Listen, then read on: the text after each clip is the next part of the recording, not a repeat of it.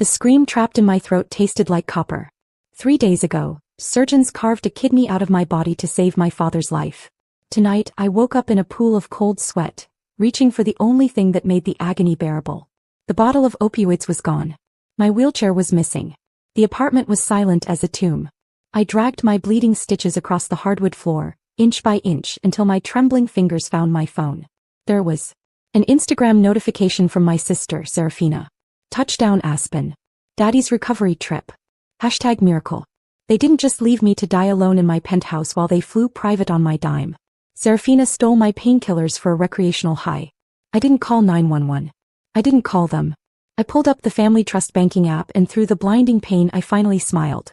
If you have ever set yourself on fire to keep ungrateful people warm, tell me in the comments, what was the moment you finally handed them the ash?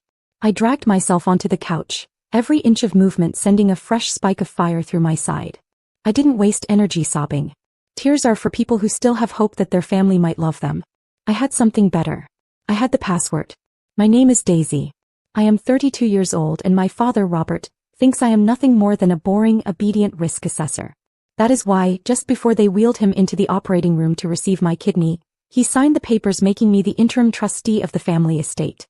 He needed someone he considered safe to manage the books while he was under anesthesia. He thought he was handing the keys to a doormat.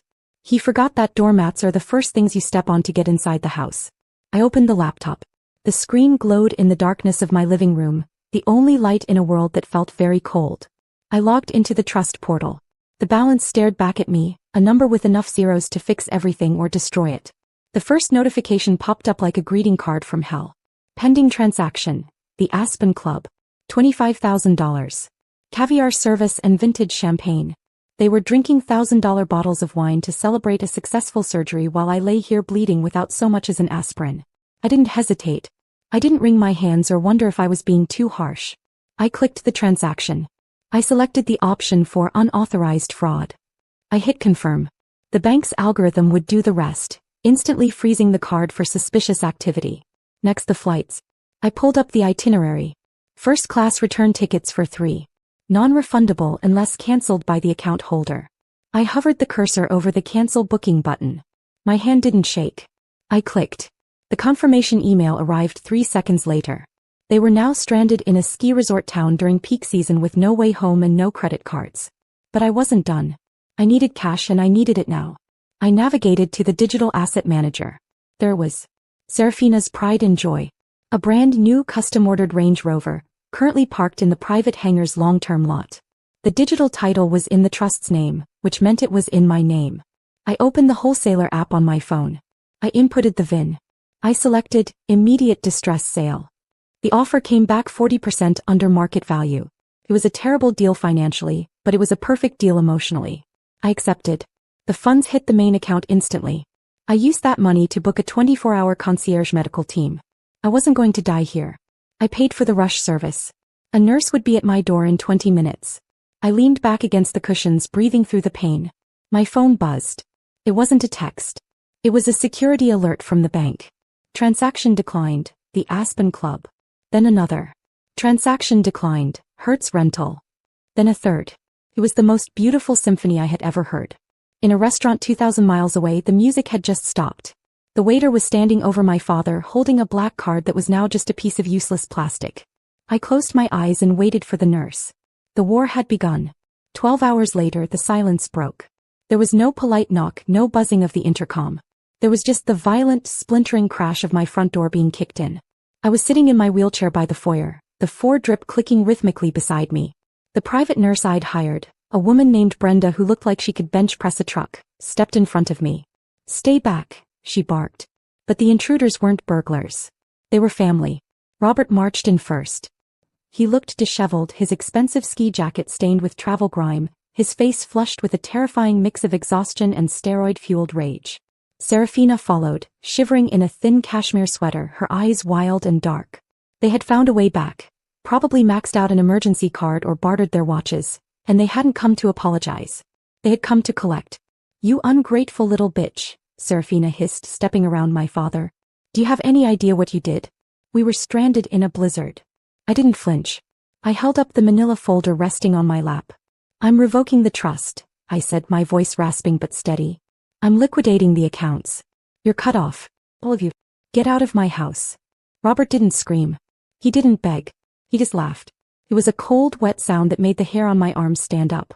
He stepped closer, looking down at me in my wheelchair like I was a broken appliance he was about to throw away. You think you're in charge, Daisy? He asked softly. You think because you held the pen for 5 minutes you own the ink? He stepped aside and motioned to the open doorway. 2 uniformed police officers stepped into my foyer, their hands resting on their belts. The room seemed to shrink. Officers, Robert said, his voice instantly shifting into the trembling, heartbroken tone of a victim. That's her. That's my daughter. She waited until I was under anesthesia for life-saving surgery to hack my accounts. She's stealing my identity. She's mentally unstable due to the medication. That is a lie, I said, trying to stand, but the pain slammed me back down. I am the trustee. I have the papers. Serafina lunged forward, holding up a phone with a digital affidavit. She threatened to kill us if we didn't give her the money. We went to Aspen to hide from her. She's an addict, look at her. The officers looked at me, pale, sweating, hooked up to N4, surrounded by pill bottles. They didn't see a victim. They saw a junkie who had robbed her elderly father. Ma'am, stand up, the taller officer commanded. I can't, I gritted out. I just had surgery. Stand up. They bypassed the civil dispute logic because Robert had dropped the nuclear bomb. Elder financial abuse. In this state, it was a felony that allowed for immediate arrest to protect the senior citizen. They unhooked my four. They pulled my arms behind my back.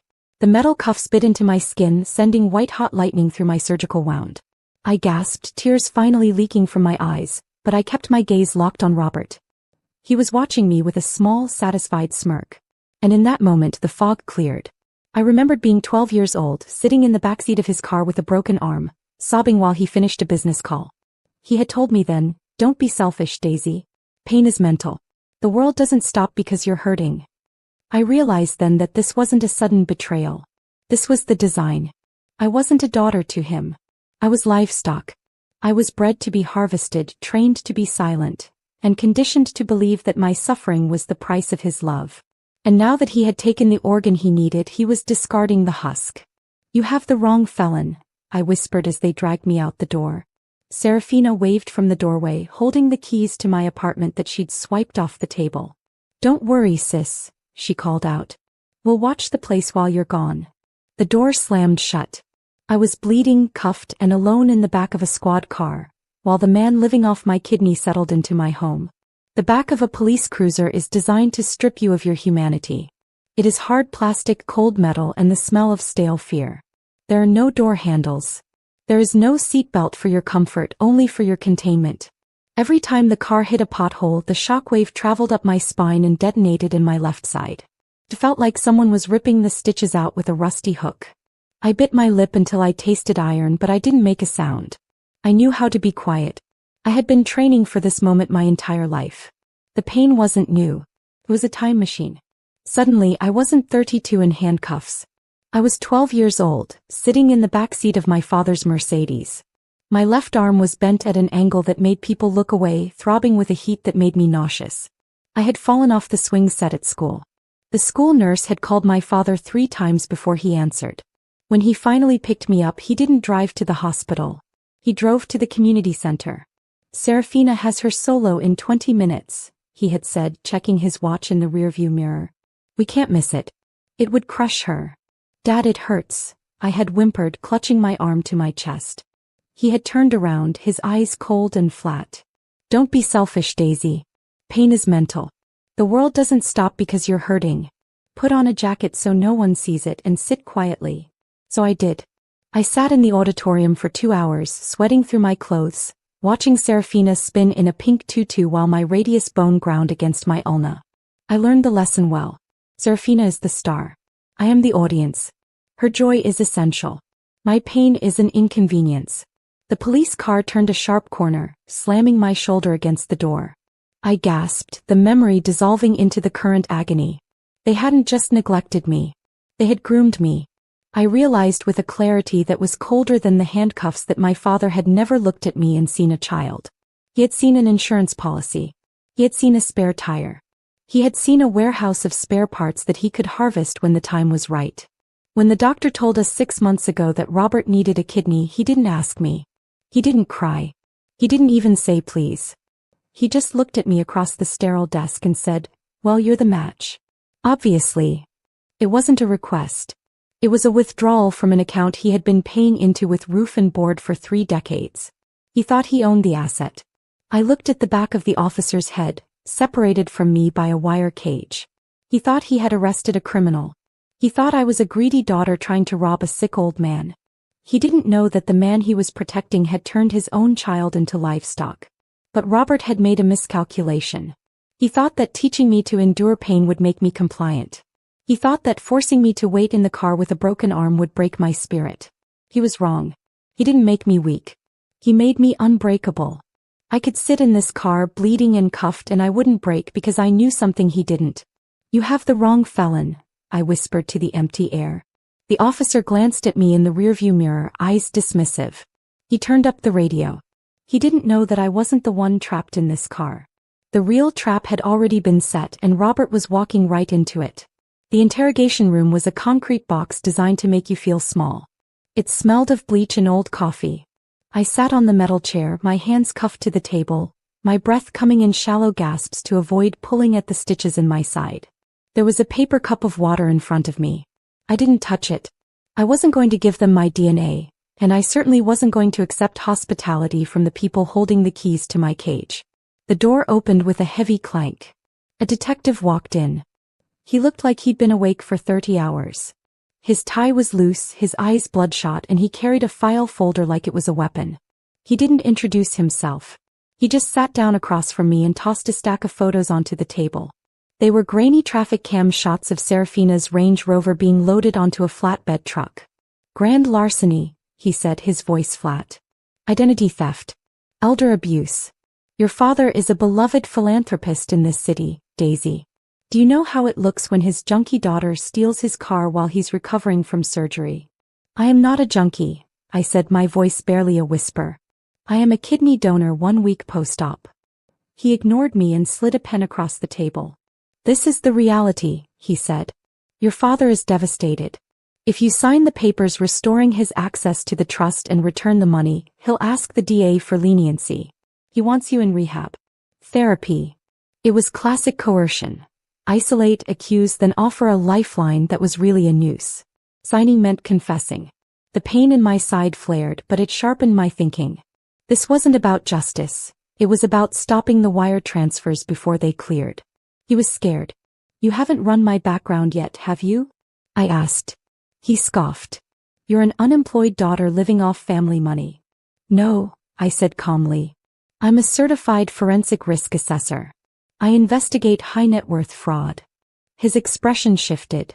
"I sold the car as interim trustee," I continued. "It was a depreciating asset. Every dollar went into secured escrow. I have the paper trail." I leaned forward. "You're interrogating the wrong person. This isn't a domestic theft. You're standing at the edge of a federal RICO case." I told him to call the FBI Financial Crimes Division. To tell them I had the black ledger for the Robert Hayes Foundation. For a moment he considered it. Then the door opened.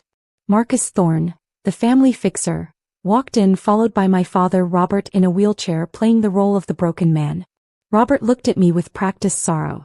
"Oh, Daisy," he murmured. "The meds are making you imagine things." When he leaned close, his voice dropped. "You mean the hard drive in the wall safe behind your painting?" My blood froze. "Serafina's at your apartment," he whispered. "She destroyed everything. Microwave. Drill. Ash." He turned back to the detective. "There is no ledger. My daughter is sick. If she signs the trust back, I won't press charges." The detective's belief died. "There's no evidence," he said. "Book her," Robert added. "I have a flight to Aspen." As the paperwork slid toward me, I laughed, low and sharp. "You destroyed the laptop?" I asked. "To ash," Robert whispered. "Good," I said. "Because the evidence isn't on the laptop. It's inside you." The room went silent. I told the detective the truth. A $50 million Ponzi scheme, medical charities, shell companies, an active DOJ investigation. "I didn't give him my kidney to save him," I said evenly. I gave it to keep him alive long enough to stand trial. Dead men don't pay restitution. The door opened again. 4 FBI agents entered. Robert Hayes, the lead agent, said, "You are under arrest." As they cuffed him, his face collapsed in horror. "I planted life inside you," I whispered, "so it could grow into a prison sentence." Later, alone in my rec department, I flushed the painkillers.